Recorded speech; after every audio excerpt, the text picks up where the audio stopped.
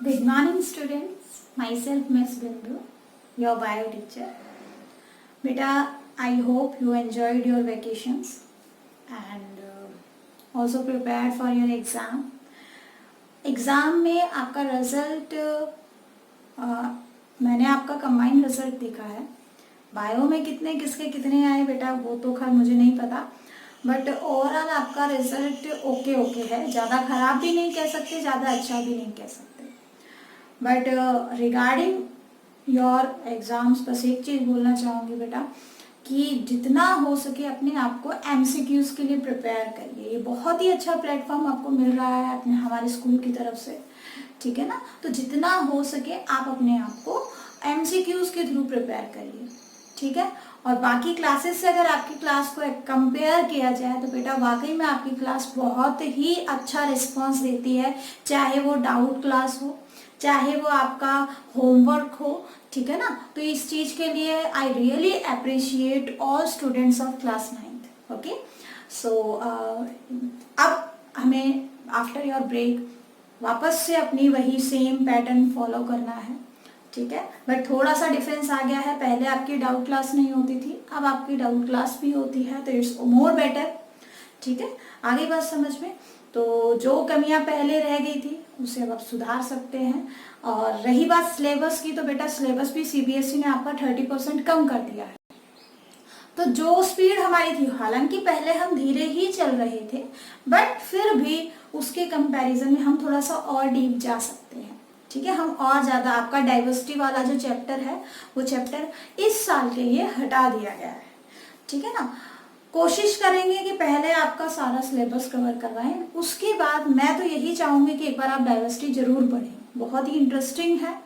Syllabus में नहीं है तो क्या हुआ, आगे कॉम्पिटिटिव एग्जाम्स में आएगी, ठीक है ना. तो पहले अपना सिलेबस कर लेते हैं, उसके बाद जो बच्चे कंपटीशन के लिए फाइट आउट करना चाहते हैं उन बच्चों के लिए अलग से क्लास लगा के आपको डाइवर्सिटी भी करवाई जाएगी. प्लस एक चैप्टर और है आपका एनवायरनमेंट का, वो भी नेचुरल रिसोर्सेज जहाँ तक मुझे ध्यान है, ठीक है ना, वो वाला चैप्टर भी आपका हटा दिया गया. तो in bio there are now 4 chapters, ठीक है. 4 ही चैप्टर्स हैं बायो में, तो हम थोड़ा सा और स्लो कर सकते हैं, ठीक है. बेटा जितना हो सके डाउट क्लास अटेंड करना, ठीक है ना. आपकी क्लास में औरों की कंपैरिजन में ज़्यादा आते हैं, बट अगर आपकी क्लास को लिया जाए तो आपकी क्लास में आउट ऑफ 40 स्टूडेंट्स 20 भी नहीं आते, ठीक है. मैक्सिमम 12-13 बस, इससे ज़्यादा नहीं. तो देखो जितना हो सके डाउट क्लास अटेंड करो, ताकि आप जो पढ़ रहे हो आपको आपने रिवाइज किया है, हमें ये भी पता चलता रहे कि आप साथ साथ पढ़ रहे हैं. क्योंकि जो है ऑब्वियसली आप अगर कुछ पूछ रहे हैं तो डेफिनेटली आपने चीज़ें पढ़ी हैं, ठीक है ना. और तभी आपको नहीं समझ में आया तो आपने पूछा. तो बेटा मैक्सिमम हो सके तो पूछो, पीछे का कुछ पूछना है पीछे का पूछो, but please attend your doubt class. कई बार क्या होता है कि आपके माइंड में कोई क्वेश्चन नहीं है, दूसरे के माइंड में कोई क्वेश्चन है, ठीक है, और उस बच्चे ने पूछा and you are just listening, okay. तो आप भी उस टाइप के क्वेश्चंस आपके माइंड में भी आएंगे, आपको भी पता चलेगा कि हाँ अगर ऐसा होता तो क्या होता, क्योंकि जरूरी नहीं है एवरीथिंग हमारे माइंड में आए, ठीक है ना. तो टाइम वेस्ट ना करते हुए let's begin our class. In our previous class we were discussing about tissues, ठीक है. टिश्यूज में भी we have completed your tissue में भी आपका प्लांट टिश्यू हमने स्टार्ट किया था, ठीक है. प्लांट टिश्यू में बेटा आपका जो है मेरिस्टेमेटिक टिश्यू कंप्लीट हो गया था. परमानेंट हमने स्टार्ट किया था, ठीक है ना. परमानेंट के बाद हमने मेरिस्टेमेटिक कंप्लीट हो गया था, परमानेंट स्टार्ट किया था. परमानेंट में भी फिर 2 टाइप मैंने आपको बताई थी, सिंपल परमानेंट और कॉम्प्लेक्स परमानेंट, ठीक है ना. तो जो आपकी सिंपल परमानेंट थी वहां पे बेटा हमने बात की थी किसकी, सिंपल परमानेंट में किसकी, 3 टिश्यूज की, पैरेन्काइमा, कोलेन्काइमा, स्क्लेरेन्काइमा. और परमानेंट में कौन सी होती है आपकी, परमानेंट कॉम्प्लेक्स में जाइलम एंड फ्लोएम, ठीक है ना.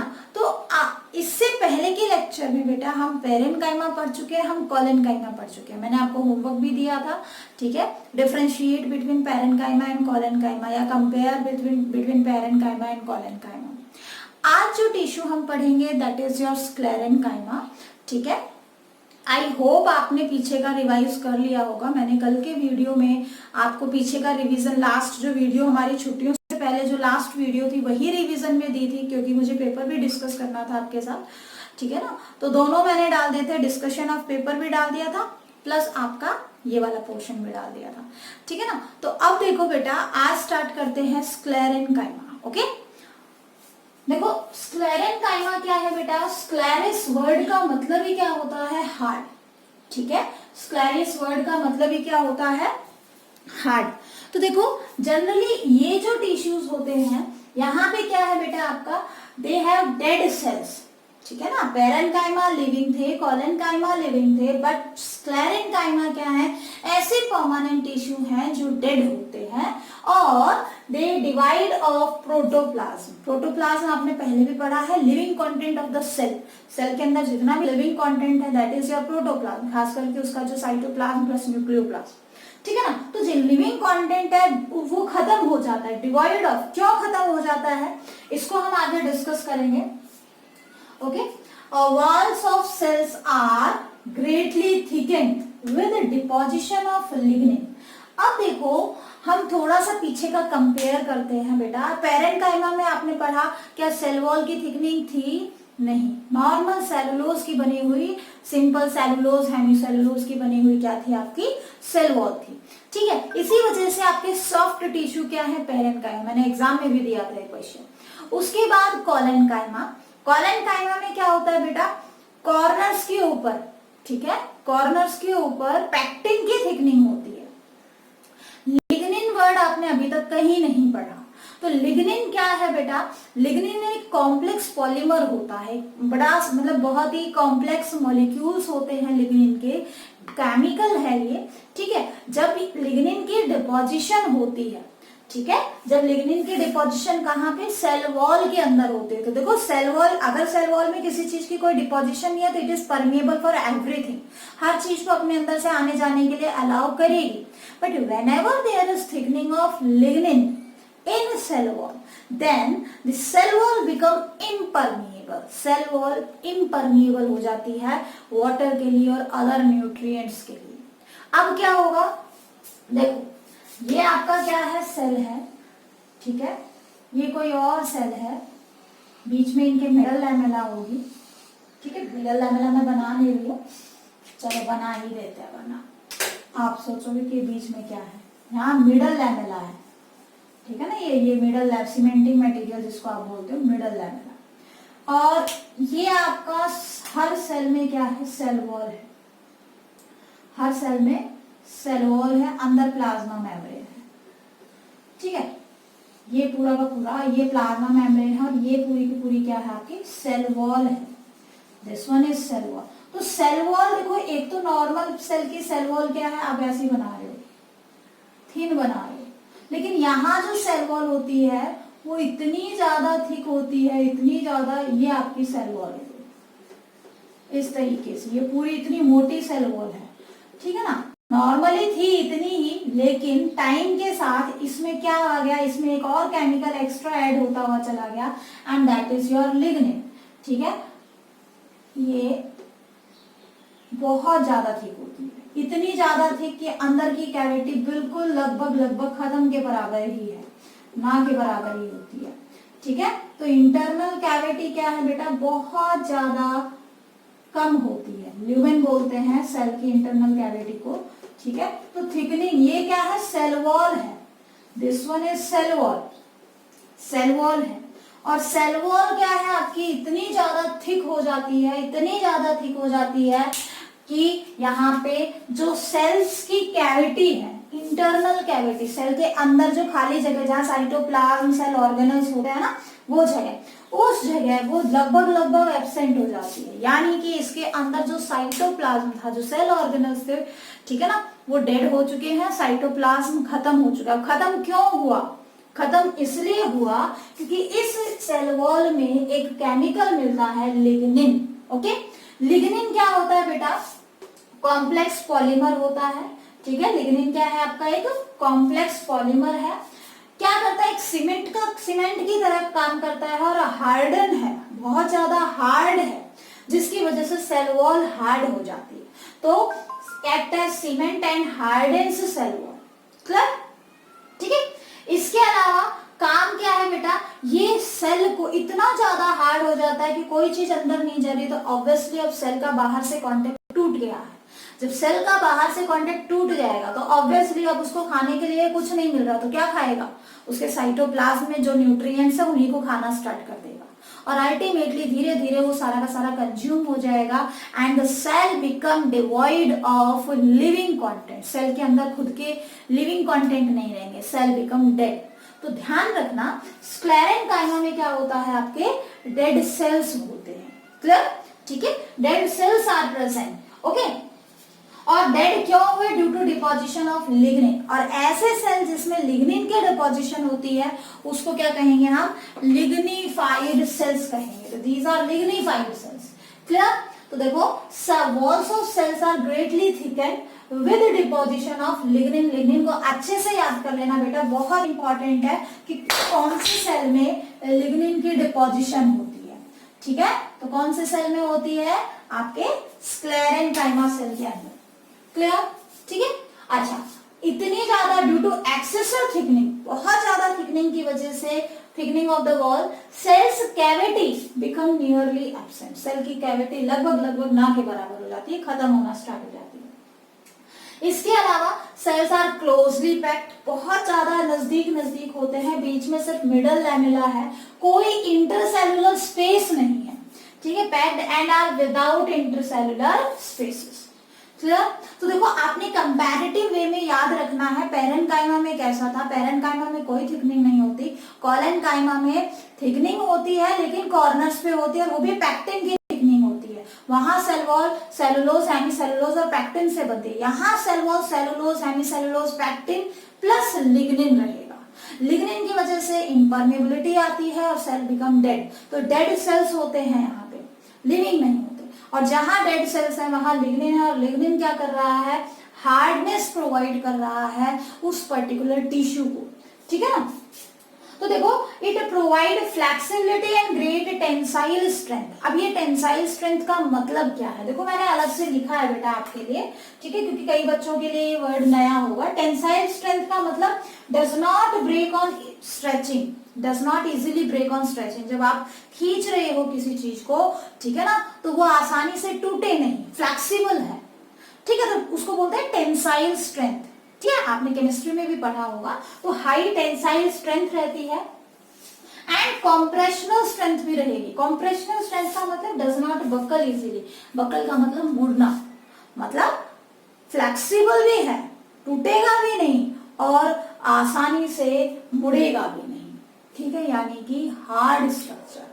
ठीक है, अब ये क्या करता है, it makes the cell wall impermeable and cell become dead.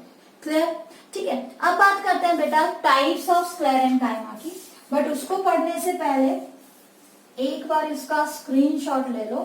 ठीक है ना, ताकि आपको इजी रहे लर्न करने में। एक बार इसका स्क्रीनशॉट ले लो बेटा।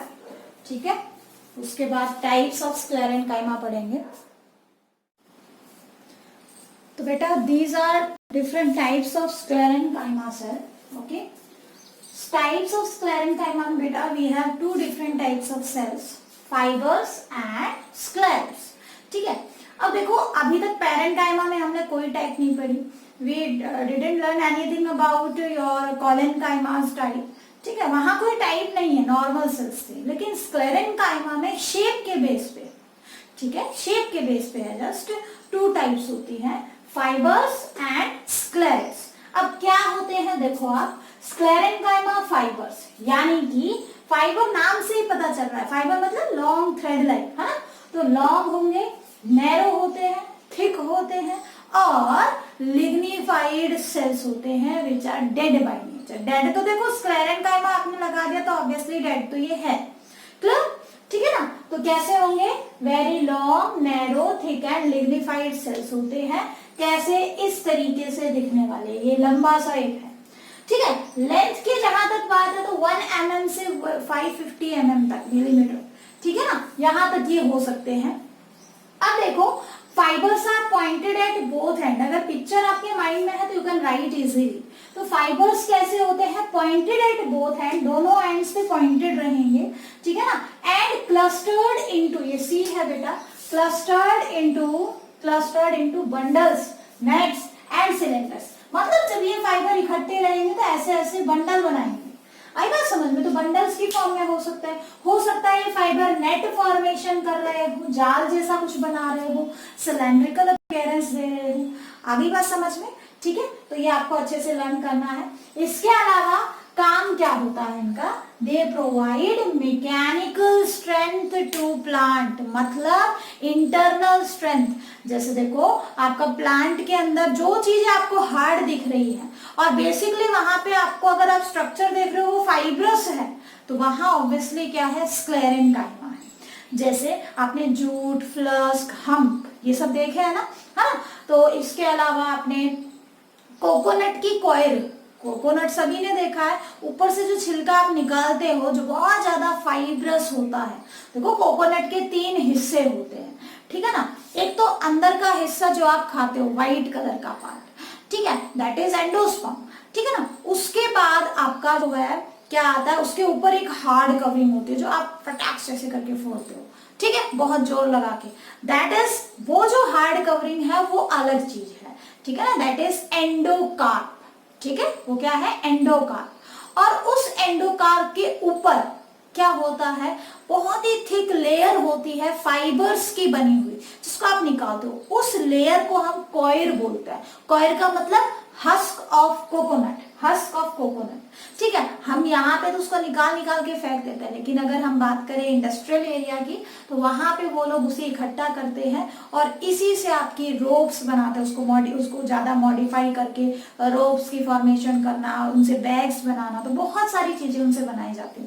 तो ये जो हस्क ऑफ कोकोनट है प्लांट में, ये किससे बन रहा है, कौन से टिश्यू से बन रहा है, आपके स्क्लेरेंकाइमा फाइबर से। अच्छा, जूट, फ्लस्क और हम्प ये सब बेटा यहाँ नहीं पढ़ेंगे हम, ठीक है, बनते ये भी स्क्लेरेंकाइमा फाइबर से ही है, लेकिन मतलब स्क्लेरेंकाइमा से ही होते हैं, लेकिन वो जाइलम फ्लोएम के अंदर पढ़ेंगे हम, क्योंकि वो कॉम्प्लेक्स टिश्यू का हिस्सा होता है, ठीक है। फिलहाल के लिए आप ये देखो, जो हस्क ऑफ कोकोनट है, यानी कॉयर जो है, कॉयर का मतलब ही हस्क ऑफ कोकोनट होता है, that is made up of sclerenchyma fibre. Paper में पूछा जाता है, इसलिए अच्छे से लोकेशन सभी की अच्छे से याद करो, क्योंकि यहां से पेपर में क्वेश्चन आते हैं, ठीक है। अब देखो इनके अंदर आपको जगह जगह छोटे छोटे पिट्स, मतलब कुछ एरिया दिखाई दे रहे हैं। ये क्या होते हैं, दीज आर पिट्स। पिट का मतलब होता है गड्ढा, हाँ, पिट का मतलब क्या होता है, गड्ढा। तो देखो एक्चुअल में क्या होता है, हमने देखा कि ये लिग्निफाइड होते हैं, लेकिन इनके अंदर कुछ छोटे छोटे एरियाज कहीं कहीं पे ऐसे भी होते हैं जहां लिग्निन की एब्सेंस होती है, और ऐसे एरिया को हम क्या बोलते हैं, पिट बोलते हैं, ठीक है। तो देखो वेयर पिट्स क्या है, where deposition of lignin is absent, ठीक है, अनलिग्निफाइड एरिया बोल सकते हो आप। अच्छा, दूसरे टाइप क्या है बेटा, स्क्लेरेंकाइमा स्क्लेरेट्स, ठीक है, स्क्लेरेट्स। अब इन्हीं को हम ग्रिड सेल्स भी बोल देते हैं या स्टोन सेल्स भी बोलते हैं। इनकी शेप इरेगुलर है, कैसी भी शेप हो सकती है, ओवल भी हो सकती है, स्फेरिकल भी हो सकती है, टी शेप हो सकती है, किसी स्टिलेट शेप, कैसी भी शेप हो सकती है। तो cells are irregular shaped and dead तो है ही, क्योंकि स्क्लेरेंकाइमा है, ठीक है ना, और इरेगुलर शेप्ड हो सकती है, कैसे भी। अब देखो इसमें भी डिपोजिशन इतनी ज्यादा, यहाँ डिपोजिशन आपको इसके रेस्पेक्ट में थोड़ी कम मिलेगी, यहाँ इतनी ज्यादा डिपोजिशन है कि आपको पिट्स तो छोटे छोटे गड्ढे हैं, लेकिन जब आपकी पिट वाली जो लेयर है जिसमें आपका पिट है वो बहुत ज्यादा बड़ी हो जाए तो गड्ढा गहराई तक जाएगा, और गड्ढा जब गहराई तक जाता तो एक कैनाल बन जाती है ना, एक पाथवे बन जाता है, एक टनल बन जाती है ना।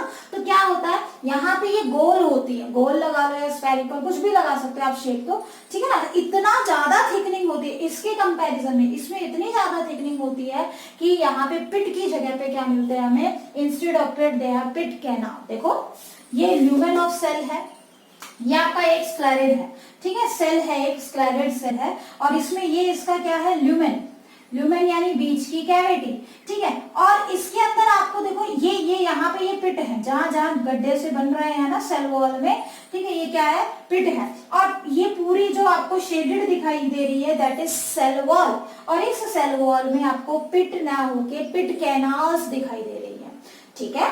और जब ये होते हैं तो सिंगल या तो सिंगल ही प्रेजेंट होंगे, या जनरली क्या होते हैं, स्मॉल ग्रुप्स में छोटे छोटे ग्रुप्स बना के रहते हैं, ठीक है। ऐसे बंडल नहीं बनाएंगे क्योंकि ऑब्वियसली शेप बंडल वाली नहीं है, क्लियर। तो अगर सिंगली और इन स्मॉल ग्रुप, और काम क्या होता है, काम इज फंक्शन क्या है इनका, ग्रिटीनेस ऑफ फ्रूट। आपने देखा है कुछ फ्रूट्स ऐसे होते हैं जो हार्ड होते हैं थोड़े से, ठीक है ना, ग्रिटीनेस, हार्डनेस को क्या बोलते हैं, ग्रिटीनेस बोलते हैं, हार्डनेस ऑफ सम फ्रूट। जैसे देखो आप सभी ने पियर खाया है ना, नाशपाती खाई होगी सभी ने, ठीक है ना। तो पियर के अंदर देखो वो एक अजीब सी हार्डनेस है कि नहीं। सिमिलरली आप सभी ने गुआवा खाया है, अगर वो फ्रूट आपका अनराइप है तो उसमें जो ग्रिटीनेस है बेसिकली वो किसकी वजह से होती है, ड्यू टू प्रेजेंस ऑफ स्क्लेरेट्स, ठीक है। तो ये क्वेश्चन कई बार आता है बेटा कि ग्रिटीनेस ऑफ फ्रूट्स किसकी वजह से होती है, स्क्लेरेट की वजह से। और जो आपके जितने भी नट्स होते हैं, ठीक है, उनकी जो हार्ड कवरिंग है, जैसे कि मस्टर्ड के अंदर, मूंगफल जो है, सॉरी मस्टर्ड नहीं, आपका ग्राउंड नट के अंदर, ठीक है ना, मस्टर्ड नहीं, ग्राउंड नट के अंदर बेटा, ग्राउंड नट के ऊपर की जो कवरिंग है जो आप निकालते हो मूंगफली में, ऊपर से निकालते हो और फिर फेंक देते हो, वो भी फाइब्रस होती है, लेकिन सॉरी हार्ड होती है लेकिन फाइब्रस नहीं होगी। वो कैसी होती है, उसके अंदर जो है स्क्लेरेट्स, फाइबर्स भी मिलता है बट स्क्लेरेट्स का कंटेंट ज्यादा रहता है, क्लियर, ठीक है। इसके साथ बेटा मतलब कि नट्स जितने भी हैं, ठीक है, जितने भी नट्स हैं, मैंने ग्राउंड नट का एग्जांपल लिया है, इसके अलावा और भी बहुत सारे नट्स हैं, उनकी जो हार्ड कवरिंग होती है, ठीक है, एलमंड लगा लो या कोई भी नट लगा लो जिसके ऊपर की हार्ड कवरिंग है, वो हार्ड कवरिंग स्क्लेरेट से बनती है। सिमिलरली सीड आपने देखे, सीड के जैसे चना मोस्टली देखा है, ठीक है। अभी थोड़े दिन पहले कोई फेस्टिव था ना, क्या था मुझे ध्यान नहीं आ रहा है, वो चने वगैरह भिगोते हैं, तीज था सॉरी, ठीक है। तो तीज में आपने वो चने देखे हैं, ठीक है, वैसे तो नॉर्मली देखते हो बट स्पेशली मैंने वहां से एग्जांपल ले लिया क्योंकि जनरली लोगों ने देखा है।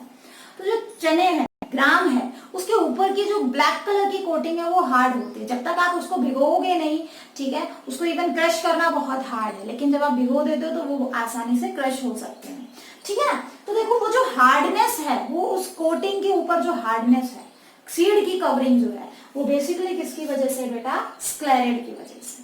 आया समझ में, ठीक है। तो आपने ये करने हैं टाइप्स ऑफ स्क्लेरेट करना।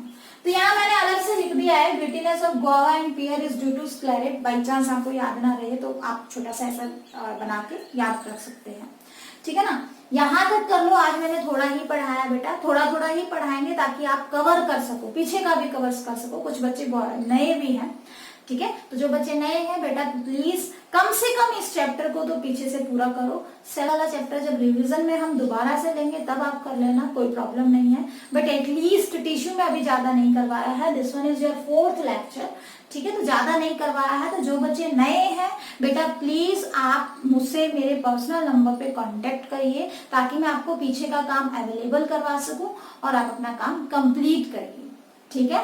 साथ साथ अपना होमवर्क दिखाइए सभी बच्चे बेटा, please please please do your homework regularly, ठीक है। We have to submit report regarding your homework daily होगी, ठीक है। हर क्लास की हमें डेली रिपोर्ट देनी पड़ती है कि कितने बच्चे टोटल क्लास में हैं, कितनों ने क्लास अटेंड की, कितनों ने होमवर्क शो किया, ठीक है, कितनों ने डाउट क्लास ली। तो बेटा प्लीज अपना रेशियो इंक्रीज करिए, ठीक है, ताकि हमें भी सेटिस्फेक्शन रहे, क्योंकि कोरोना क्राइसिस में नो डाउट आप सफर कर रहे हैं, हम भी सफर कर रहे हैं और everyone is suffering from corona crisis. But फिर भी जो हम आपको यहाँ से इतनी मेहनत के साथ भेज रहे हैं, अगर आप उसका रिस्पॉन्स नहीं देंगे तो फिर हम बताओ कैसे पढ़ाएंगे आपको, ठीक है। तो अगर आपके टीचर्स इतनी मेहनत कर सकते हैं तो हमारे बच्चे क्यों नहीं कर सकते। तो बेटा please do your homework regularly, okay. That's all for today's lecture. कल के लेक्चर में आपका बेटा प्रोटेक्टिव टिश्यू पढ़ाएंगे, ठीक है, जिसमें आपकी एपिडर्मिस और कॉर्टेक्स, ठीक है ना, और कैम्बियम के बारे में भी पढ़ाऊंगी मैं वहां पे, ठीक है, थोड़ा बहुत कैम्बियम क्या होता है। तो बहुत ही इंपॉर्टेंट क्लास है, everyone should attend it, okay. That's all for today's lecture, thank you.